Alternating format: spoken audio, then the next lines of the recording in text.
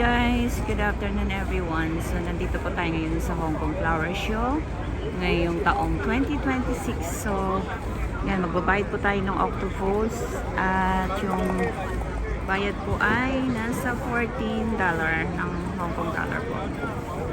So let's go! Alright guys, so we are nag-open po ito noong last Friday. So ngayon lang tayo nakapunta after 5 days. Hindi ko alam kung saan ako magsisimula. Pero sige lang, isa natin dito.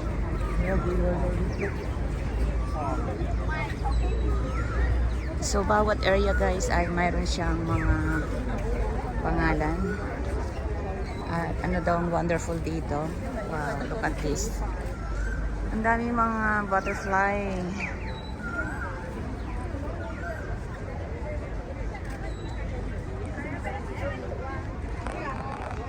Ito naman ay Chikong Roads daw.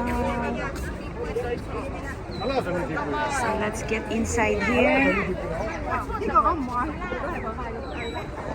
ang ganda ng mga roses. Oh.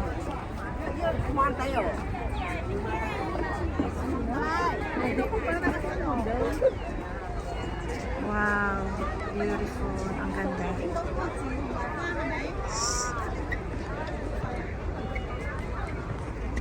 It's nice. Dapat talang dalang payong guys, kahit sa club man lang.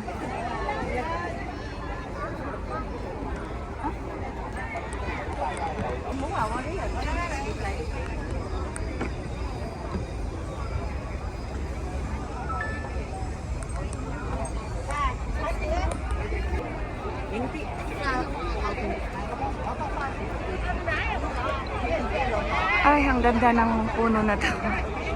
Ang laki siya. 2026. 2026.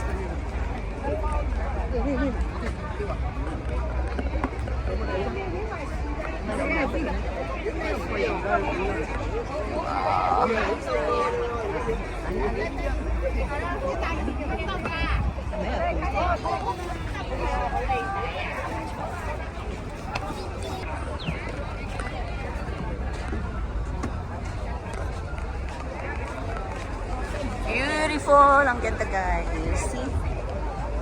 Napakaganda. At sa area nito, syempre sinasabi nilang ay, pwede daw umupo para magkuha ng pictures.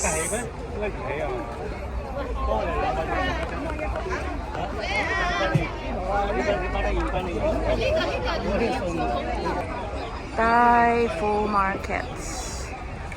So ngayon, nandito nakikipagsapalaran yung Thai Full Market para dito sa flower show. Let's take a look guys, yung decoration, design ng Thai Full Market. Okay? So para sa kanila, itong mga maliliit na bulaklak and roses. It's beautiful.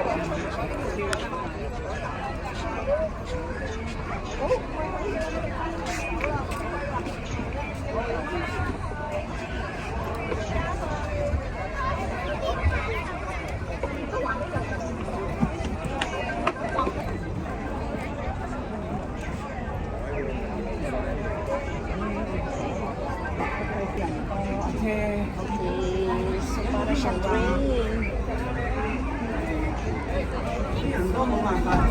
The train going up. Hi guys! Hello!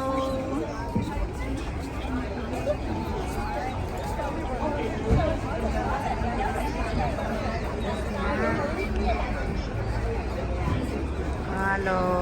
So nandito po tayo ngayon sa may train Thai Full po. Hello guys! May nakasakay na seat.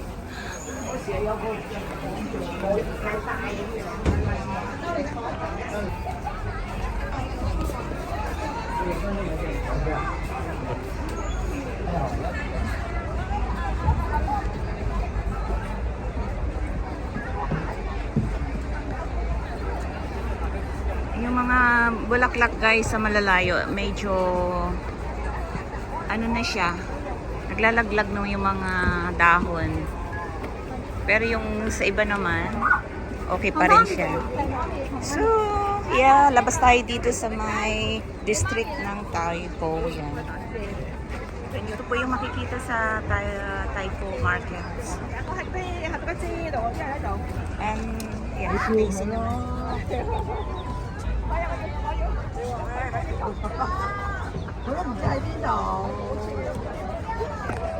It's quite beautiful roses.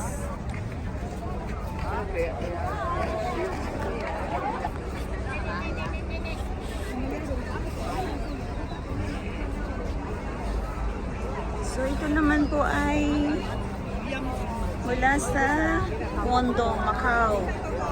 Ayan po, Guangdong, Macau. So, from Guangdong, Macau naman po yung ano nila, art nila. Flower show.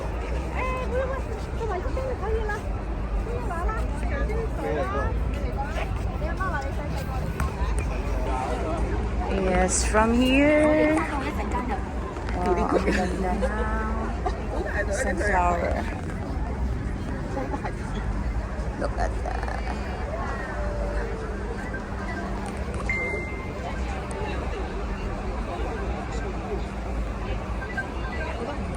Ang ganda ng mga bulaklak. Oh, grabe.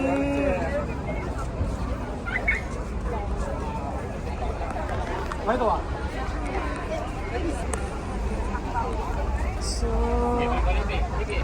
yes, quite beautiful.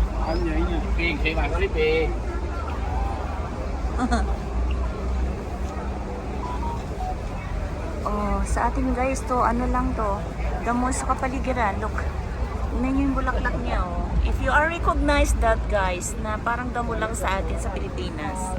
Diba? Look at this sunflower, oh, na ano na siya, oh. Naglalagas na siya. Oh.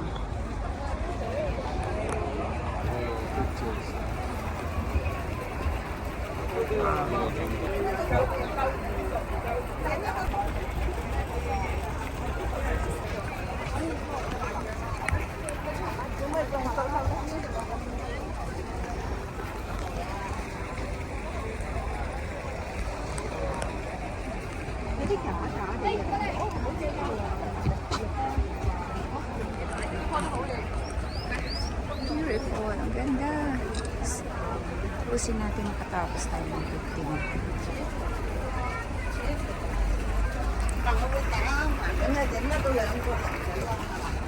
Sorry. Oh my God.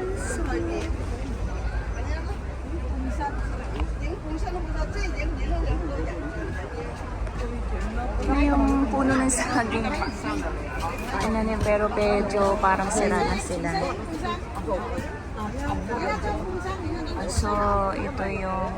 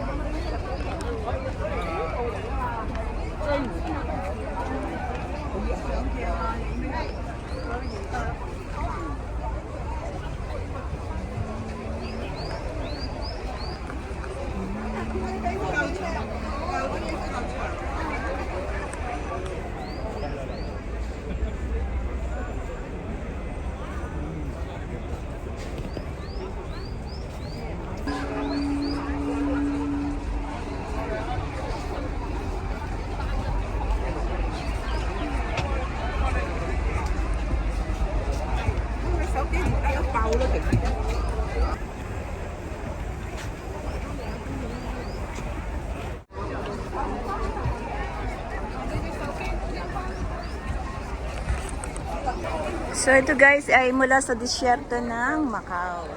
Napakaganda. Art nila.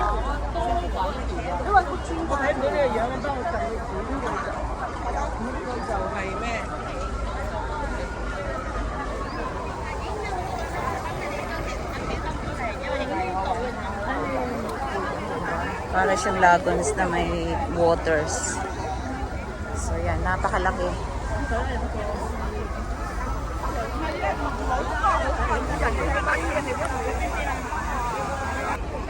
Yan, every year po guys, talagang maraming mga photographer yung mga nagshishooting dito para makuha na ng magandang angulo yung mga bulaklak kasi bihira nga naman yung pagkakataon na to para makakuha sila ng magandang shoot. Ito naman mula sa Socio Municipal Bureau of Gardens and Landscaping. Mula pa rin yan sa China guys, sa China.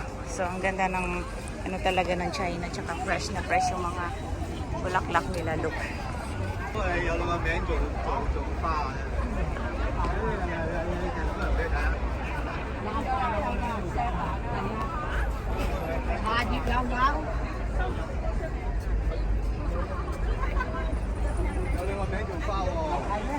So yan guys, merong nagme-maintain para magpalit ng bulaklak dito kasi nga may marami na siyang siguro namatay na yung mga ibang bulaklak kaya pinapalitan na nila ng bago at talagang merong nag-aalaga dito. Ang ganda naman talaga eh, oh grabe. So ito po yung nakakuha ng Gold Award, ang Socio from China.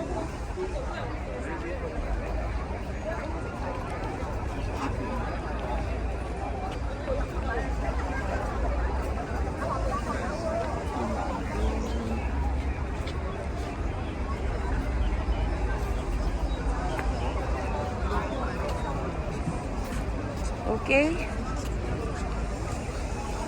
Gold Award po siya. So, next po natin tong likod naman na to. Maganda rin siya guys. Para siyang big caves o pugad. Pugad. Pugad naman siya. Tingnan natin kung mula saan siya. So, landscape, triptych, dragon boat. Pinapakita dito yung dragon boat race naman. Yung expression at natural landscape nila. So, they call dragon boat. So, look at that. Yung po yung dragon boat. Oh. Yan. So, same pa rin yung mga bulaklak. Hindi nawawala ang roses.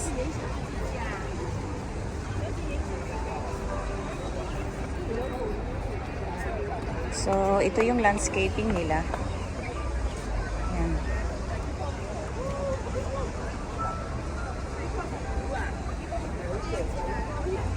Dragon boat.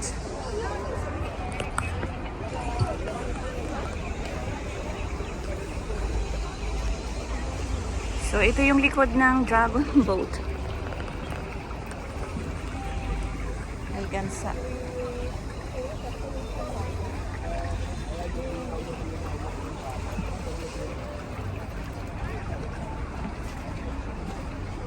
Ito po yung isang pinakamalaking para siyang pugad. Wow! It's my favorite flowers, guys. Look at this. Ang bango-bango, grabe. Ayan. Thank you so much for watching, guys. So, see you sa next episodes dito sa atin sa Hong Kong Flower Show 2026. Dito lang yung matatagpuan sa Victoria Park. So, see you to our next episode. Bye. God bless us all. Thank you, guys.